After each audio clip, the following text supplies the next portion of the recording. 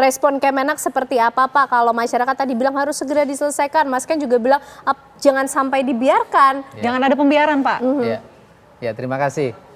Jadi sebelum ada pendapat seperti ini dari masyarakat juga dari Mas Ken, kami terus segera ya melakukan koordinasi, terutama dengan internal ya, tadi dari mulai pusat sampai daerah dan juga dengan kementerian lembaga untuk mengkaji persoalan ini secara komprehensif.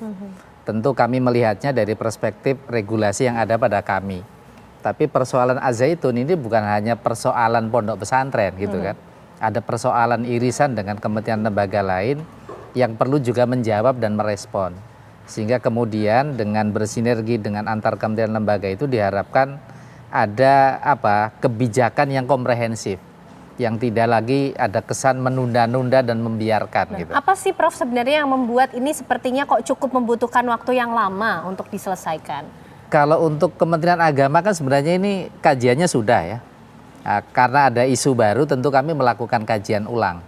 Termasuk terkait dengan izin pesantrennya, izin lembaga pendidikannya gitu ya.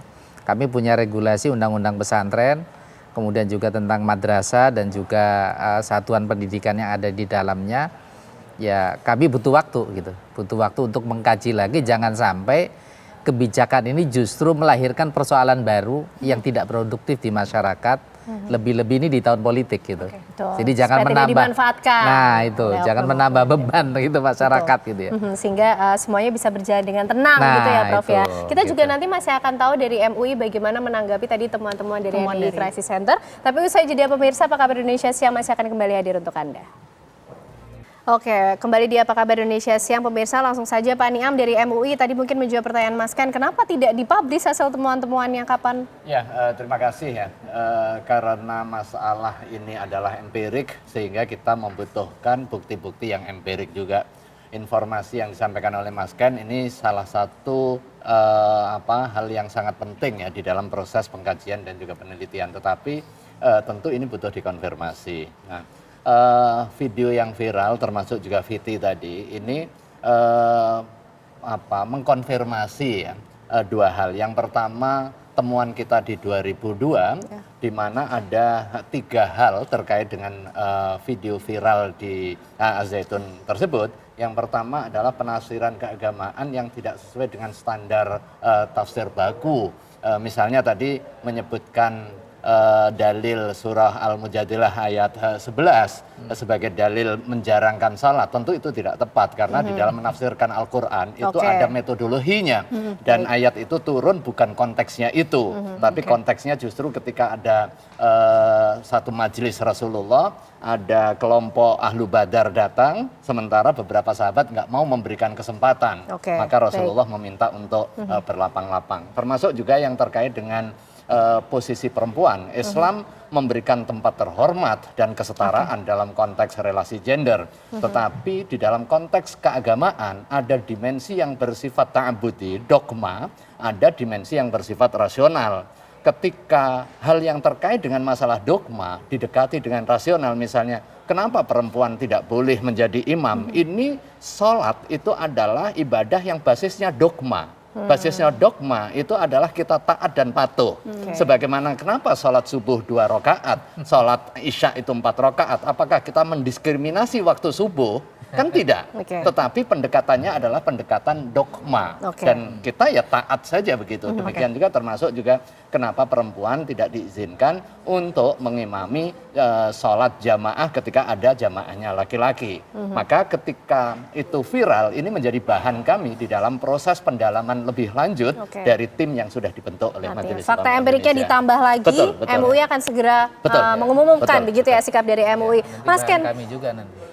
Berkolaborasi. Mas Ken, mungkin dari NII Crisis Center, Mas singkat saja yang ingin disampaikan, kekhawatiran termasuk juga harapannya.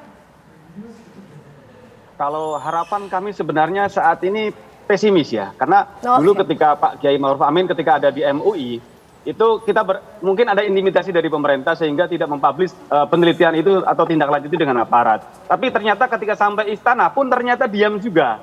Kementerian Agama dulu ya zaman sampai menterinya masuk penjara, ganti menteri yang sekarang menterinya katanya ganas di ormas, ternyata Gus Menteri ini juga ternyata diem juga terkait ini. Apalagi ya terkait kemarin statement, kalau kami melihatnya ini pinternya Panji Gumilang atau menurut saya bodohnya pemerintah. Kenapa tidak bisa menyelidiki informasi di sana? Apalagi kita kemarin lihat statement Pak Muldoko bahwa Panji Gumilang adalah sahabatnya, terus tidak ada persoalan di Al Zaitun, perlu didukung. Yang kita tahu dulu Pak Muldoko pernah jadi Pangdam di Jawa Barat. Jadi ini pencampur adukan ini, pembiaran ini kalau menurut saya ini berbahaya sekali. Karena ini kalau bagi kami ya, yang memang pernah di dalam, ini Kawah Candri di Moko, bibit-bibit terorisme yang radikalisme, yang ini menyebar seperti virus. Ini beredar di mana-mana, bahkan korbannya sekarang banyak sekali anak muda, pelajar, mahasiswa. Ini kalau sudah bergabung, meninggalkan orang tua, mengkafirkan orang lain, ini sudah menjadi bibit-bibit intoleransi, radikalisme, bahkan mengarah kepada terorisme. Oke, mudah-mudahan pesimistis itu ditangkap baik sehingga menjadi satu optimisme untuk memecahkan ini. Mungkin dari Pemkab Indramayu ya, sikapnya seperti apa dari Pemkab sendiri, Pak Jajang? Singkat saja Pak. Terima kasih, ya terima kasih. Yang jelas ya, kami dari pemerintah Indramayu, karena tadi sudah saya sampaikan bahwa ini adalah kewenangannya dari pemerintah pusat ini. Jadi ingin ada segera kejelasan saja gitu kan, buat nanti pegangan buat masyarakat sehingga tidak gaduh gitu, seperti sekarang ini.